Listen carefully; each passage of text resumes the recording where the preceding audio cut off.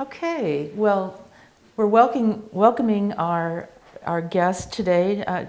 Dick Lommen's here, and he's brought some of his paintings, originals from Sigmund. In fact, brought directly from Valdres a few years ago on their visit.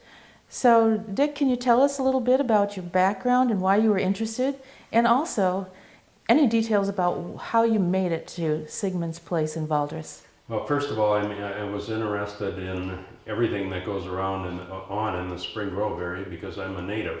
I was born in the town of Wilmington, and I lived there until my father died, and then we moved to La Crosse. But because of that, I have had a lot of ancestors and strong ties to the Spring Grove area. But in a lot of my relatives, in fact, an aunt of mine did a family tree of the Lommen family, and it forgot exactly how far it goes back, but this very early years. And so the whole family was very interested in going to Norway and seeing the area that our ancestors came from. So in 2007, my wife and I, along with my son Rick, his wife Wendy, and their 3 children, as well as my son Lee, we went to Norway and toured most of the country. Through the Vesterheim in Decorah, they arranged for us to spend a few days on a farm in the Valdres area, and we arrived there and met Thorleif and his wife, and we became very fast friends almost immediately. But on one of the evenings, he and his wife had prepared a very wonderful dinner and invited a man named Sigmund to come for dinner. Well, as the evening went on and some alcohol was drunk, and it became one of the most memorable evenings of my life. And that established a relationship not only with Thorleif, but with Sigmund. So we, in the next couple of days, went down to Sigmund's home and visited there. I have some photographs here of his gallery and his home. And one of the paintings here is of the garden area within his home, around his home. And his wife is depicted sitting up by the home.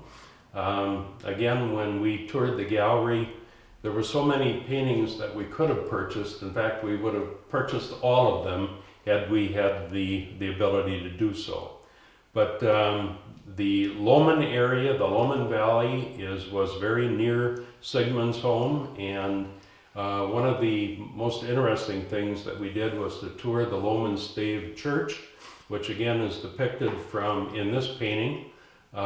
We had a tour of that, only to find out that the Lommen family came from up in the mountains because they were very poor, and only the more wealthy people lived in the valley. So we found out our ancestors were in fact very poor. But I have some photos here, Jill, that this one is of my our daughter-in-law Wendy, who in Sigmund's gallery.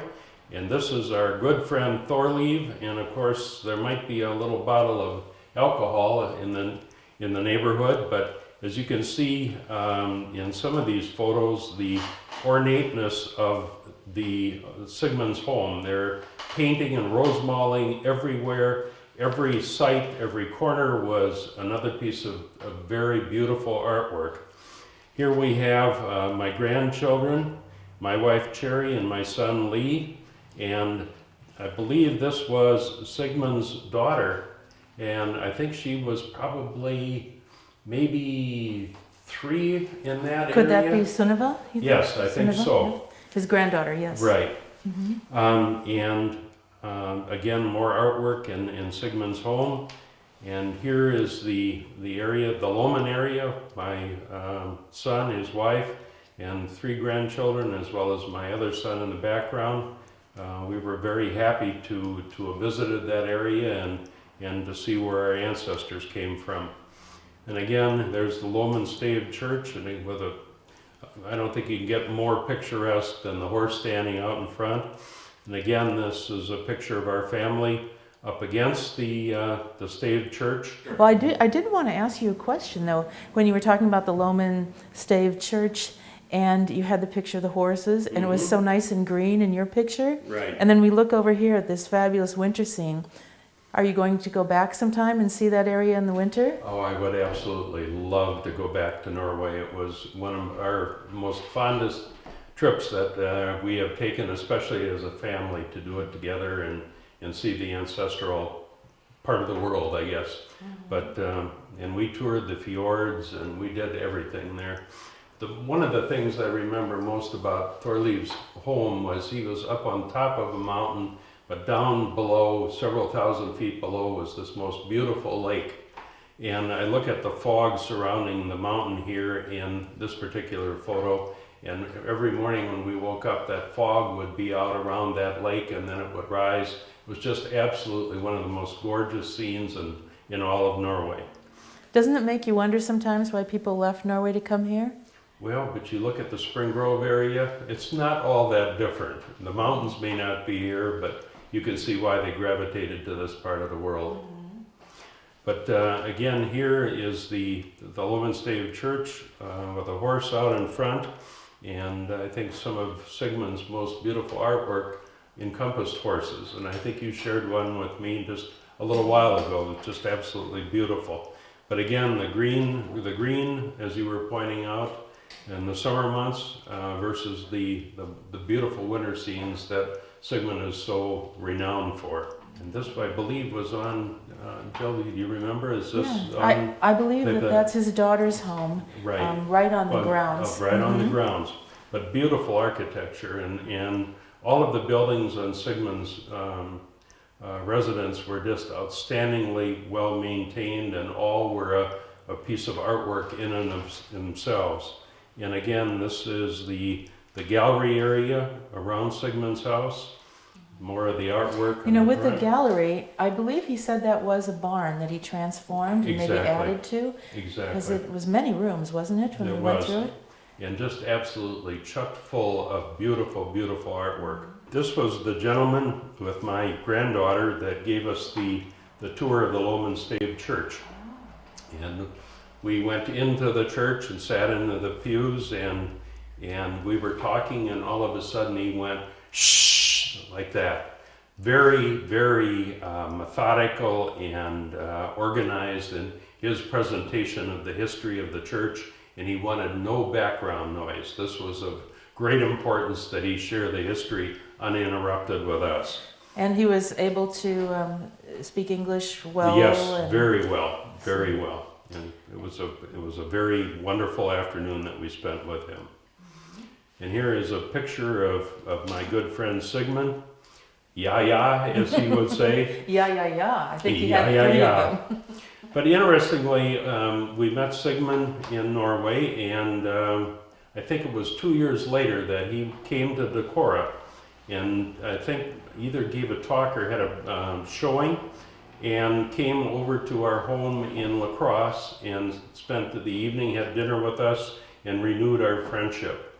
And he was just an absolute joy to be with, a charming, charming man, but so very talented. Mm-hmm. And this is one of my fondest pictures of Sigmund, Thorleif, and myself. You can just see the smile on these gentlemen's faces, and they were just genuinely neat human beings. Now that's a cupboard he has in his house.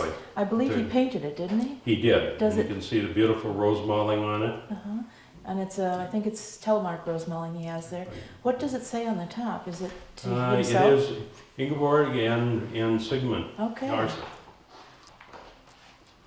Again, this you can see some of the artwork in the gallery, and again, we had a very difficult time selecting the artwork that we wanted, but we were successful enough in getting, I think, a good representation of the talent of Sigmund. Mm-hmm. And we enjoy watching them or viewing them on a regular basis. And again, this was, I believe... Now that's his dining room, isn't it? That's his dining room. Mm-hmm. We had a little lunch there at his invitation. And again, this is the kitchen area, and you can see everywhere there's artwork, whether the doors, the ceiling, fronts of the cabinetry, everything was just incredibly gorgeous. And this was at the dinner that we had at Thorleif's, and you can see the salmon there. Now, had Sigmund done some interior painting at your friend's house as well? He had done some things. Thorleif actually had a separate facility that he had constructed, and the Norwegian equivalent of the Secret Service or the intelligence division of the government would come and have retreats at this facility. And that's where we started the evening, or actually finished the evening. We had dinner and then moved to this facility that was outside his home. And that's where we had a lot of liquid refreshments that evening and enjoyed ourselves immensely. But, was it constructed like a nice barn or anything? No, it wasn't. It was almost modern, but again, Sigmund had done some artwork in there to bring it to, I guess, a more artistic standard. They didn't call it a lova, did they? Pardon? A lova? I'm not sure. Loven? Okay. I'm not sure. And again, my wife and daughter-in-law. Now, is this inside Sigmund's house? Yes, it was. Okay. And that's on a door? It is on a door. You can see I think he used every piece of wood available to create artwork. I remember Sigmund saying in a presentation he did at Vesterheim that often when he does interiors, people will come in who've done the commission with him and say, oh, let's stop there, it looks great where it is. He says, when you do this kind of painting, and especially rose mulling, you can't stop early. The final touches are what really makes it work. And it's nice to see in his own home where he can do as he wants. But you can see that, there's many different kinds of artwork too. This is almost very modern looking, isn't it? It is. And again, I think, do you recognize that, Jill? Yeah, that's on his place, yeah. Yeah. I think that's his back of the house. Yes, side angle you're right. Of the house. It is. It is. Yeah. Another photograph of the trio here that enjoyed one another's company. And again, that's another one of the best. Did you go in all those outbuildings that he's brought on the property? We went into some, but each one of them was very unique in character and well restored. But you can see the grass on the roads, and it was quite an experience. Again, here That's one of those buildings too. Sigmund is lecturing us on probably the construction of the buildings and the age, I think, is what he was doing So here. what did you like most about his, well, probably I shouldn't call them lectures, because he was so passionate about it and it was so heartfelt. Do you remember any specific things that he enlightened you to about his view of Norway? I can't say that there was anything specific. He had an incredible amount of knowledge, but what attracted me so much to Sigmund was not his knowledge, but his personality, because he was one of the truly genuine human beings I've met in my life, and I really thoroughly enjoyed his company. So sometimes I concentrate, I think, more on appreciating him than what he was telling me. Probably not a very polite thing to do, but here we have, I believe, a granddaughter that he is playing with, and I'm standing in the background taking a photo. Oh, how he loved his granddaughter. And again, some more artwork. Just look at all of the intricacies of everything in this building. And I recognize that from one of the historic buildings that he's brought onto the property, or was already there, and he has them furnished in such interesting ways. And many of those are not his pieces, but things he's collected. Exactly. And that's the front door of the house, isn't that nice? Yes, it is. How beautiful, huh? I know when I was there, they served me lunch with them outside. It was a beautiful day. I was lucky as well. And we had a rhubarb sauce. Oh, really? And that's, what time of year it is when you have a rhubarb sauce. Yes, that's exactly right. Oh, that's a nice. Is that them? I think it is. I've seen pictures of the two of them when they had a child that age. Yeah, when they had a child that age. Much, he was a handsome man, wasn't he? Yeah? Yeah. Oh, that's So again, wonderful memories. we had great times, and fortunately we have some of the artwork, and we look at those frequently, as I said, and brings back fond memories of Sigmund. Yeah. What a genuinely wonderful human being. Now, I have to ask you too, he did get that very sought-after award, the St. Olaf Award, for the work he did to bring the culture from Norway to the U.S. and to Norwegian Americans. And as you said, he was so sincere and passionate about it, you couldn't help but really enjoy listening to him and becoming involved. You have one piece of rose mauling, and I know he didn't do that much rose mauling, except maybe teaching, in the last years, because he was so focused on his plein air acrylic painting. Right. And as you said, he had so many options to choose from. It was difficult, but most of them were of a size like this. Right. So how did you get the rose mauling? At the same time? At the same time, yes. We were enthralled with the intricacies of that, as well as, you know, this especially with you know, knowing that we were there, the gardens that were there, the home, and certainly his lovely wife, and then the Lommen Stave Church and the winter scene, and I believe we have one behind me as well. That's just, I guess, we all were attracted to something different. I think we all ended up with a painting of the Stave Church, but in addition, we bought this, and of course we had to bring it all back on the airplane, which we fortunately were able to roll everything up and bring it back. Not the rose mauling, but we were able to bring that back in one piece. But, Oh, that one's on a panel? Yes. Okay. But, so. Yeah. Well, any last thoughts you'd like to leave us with here in Spring Grove? In Other Giants of than the Earth? I will cherish the memories that I have of Sigmund and the wonderful times that we spent together. Okay. And there weren't enough of them, unfortunately. Well, thank you very much for your time. Thank you.